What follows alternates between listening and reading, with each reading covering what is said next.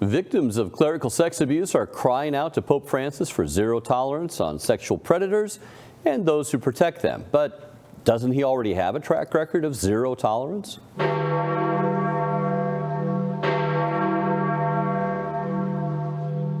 Join us with the latest from the Eternal City, Church Militant Rome correspondent, Dr. Jules Gomes. Jules, a group of abuse survivors are demanding zero tolerance from Pope Francis. Tell us about it. Brad, on Wednesday, a group of campaigners, some of them victims, 10 men and women, reached the Vatican after walking for 180 miles. They walked down the Via Francigena, which connects Canterbury in England to the Vatican in Rome. And they were calling out for zero tolerance. This was a hugely symbolic protest. People flew in from the United States, from the Survivors Network, SNAP, to take part in it.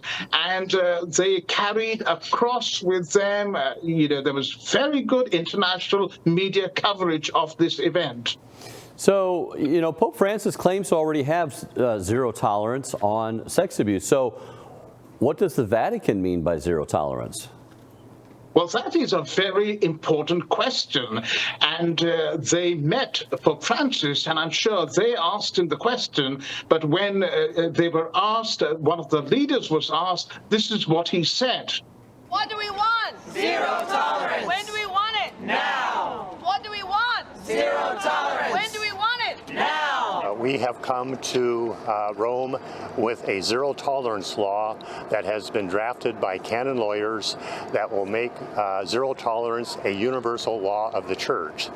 And that means if a cleric is known to be suspected of abuse, that he is removed from ministry immediately, and then pending a process, if it's substantiated, then he not only loses his job, but he's removed from the clerical state.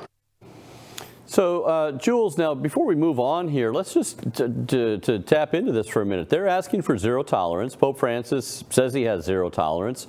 Can you square the circle?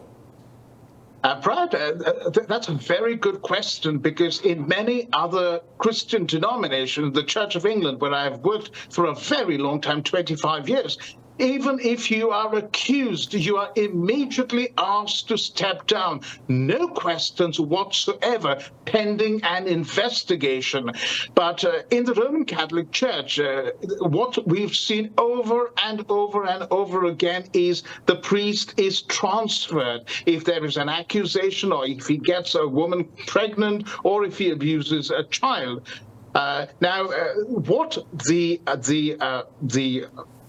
protesters, the participants, the victims are saying that the mantra of zero tolerance that is continually being parroted by Vatican authorities since Pope Francis took over, and by Pope Francis himself, is not fit for purpose, because it doesn't mean anything. And as we have seen, we'll talk more about this. One of the best examples that there is, the zero tolerance policy is just not working is Pope Francis's recent attempt just last week to rehabilitate the serial abuser and celebrity artist, Father Ivan Marko Rupnik. Now, another person that was in the news and is in the news now, the head of the dicastery for the Doctrine of the Faith, this group here now is asking for the removal of this man, and as the new prefect for the dicastery of the Doctrine of the Faith, that dicastery is in charge of clerical sex abuse, handling the cases and all that. And this guy's own name was with this congregation some a year, 2, 3 back, because of the fact that he didn't have zero tolerance. Can you bring us all to speed on that? Well, it's again very interesting you asked that question, because it was then known as the Congregation for the Doctrine of the Faith. It was this department of the Vatican that excommunicated Father Marko Ivan Rupnik for absolving in the confessional a woman he had had sex with. However, within a month, this was overturned and Marko Ivan Rupnik was rehabilitated.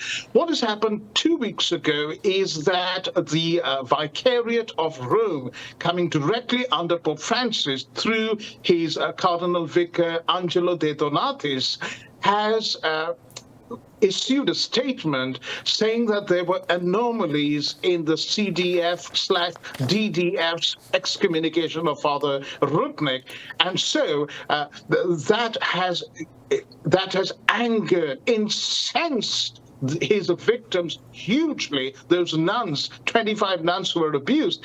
And basically what they're saying is that the DDF has lost its teeth. Now, why these victims are asking for the resignation and the removal of Archbishop Víctor Manuel Fernández is because he was himself accused of covering up in a very serious case a couple of priests in Argentina before he was appointed here.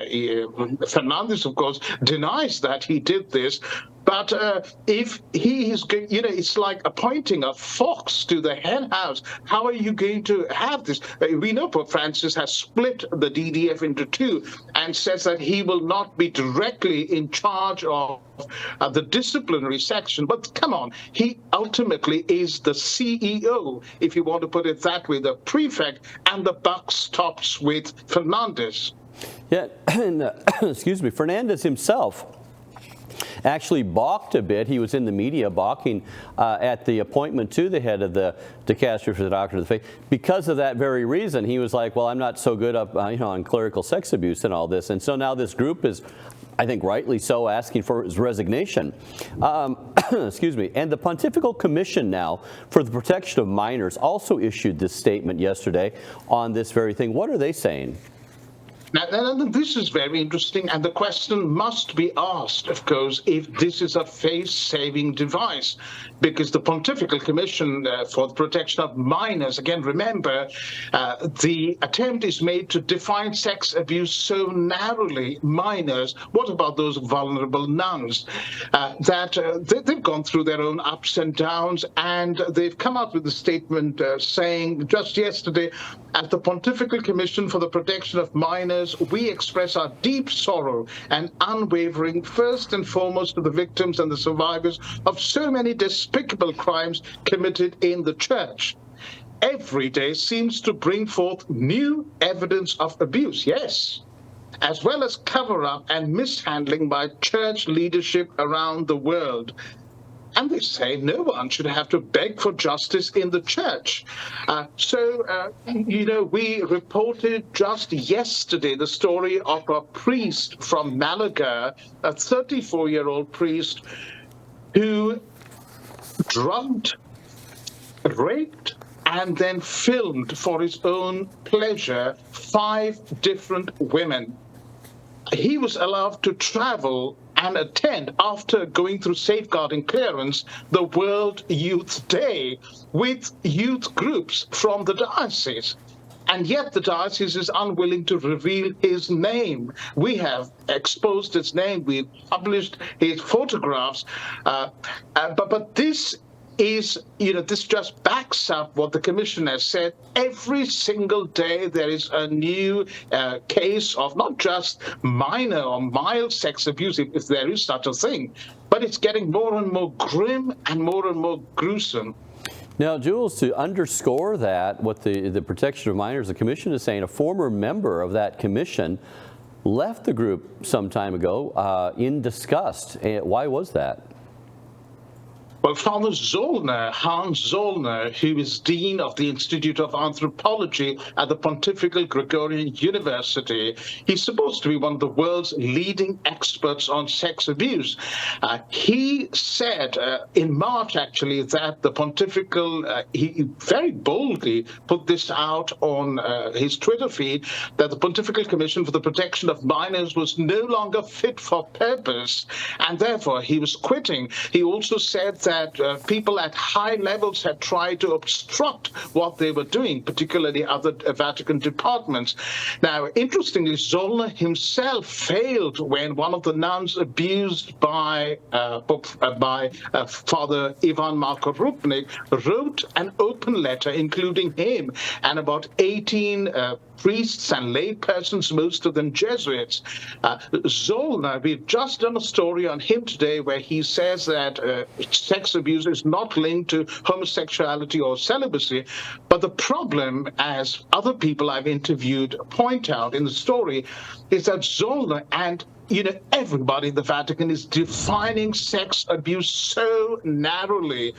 If a priest is abusing minors, we know, Brad, Church Militant has reported endlessly on this, that most of the boys abused are not prepubescent children. They are adolescents who have crossed puberty.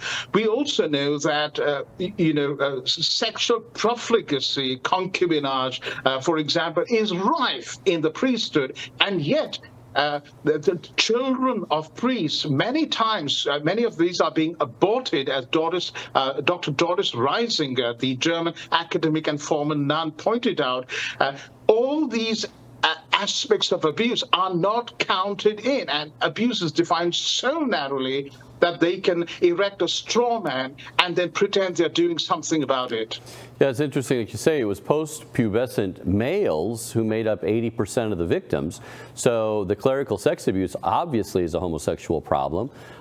Same-sex attraction in itself, very narrowly speaking, may not be the absolute thing, but the fact is most of the abuse was committed by those who have same-sex attraction in the priesthood. The Synod is coming up next week, Jules. This protest comes out right now. How will this protest affect the Synod? Well, I don't think it's going to have much of an impact on the Synod, and I'll tell you why. The people who are attempting to hijack, the liberals who are attempting to hijack the Synod, are obsessed with women deacons and same-sex blessings. They're obsessed with attacking and getting rid of some of the aspects of the deposit of faith. And so victims don't seem particularly high on their list. Vincent Doyle, who heads Coping International, which is an association reaching out to children of priests, has written an open letter to the Synod Fathers. He's begging them to have a fatherly heart and raise this matter for consideration. And I was talking to him and I said, I don't think this, again, is going to, register on their wavelength simply because they have a one-point, agenda for what they want to accomplish through the Synod on synodality. You know, it's interesting because all the big cry is all about dialogue and, and listening church and all that. Do you think the protests likewise will have make any headway with the head of the DDF, Fernández, they're asking for his resignation, or on Pope Francis's track record of zero tolerance, which is what they're calling for? There is one way of answering your question, and this is the litmus test for whether the protesters are successful, and that is the laicization of perhaps the most scandalous serial abuser in the Francis pontificate, the mosaic artist, the celebrity, friend of Pope Francis, Father Marco Ivan Rupnik. The day he's laicized, we will know Pope Francis is dead serious about zero tolerance. Well, the abuse victims, they want action taken. The Synod is actually the vehicle by which action could be taken. We ask our viewers to please pray that the attendees of the Synod will take action on zero tolerance, demand that of the church moving forward, and please pray for all the victims of abuse, and that such actions will be taken for the good of the church. Thank you so much, Jules, for your insights, your analysis. Thank you, Brad.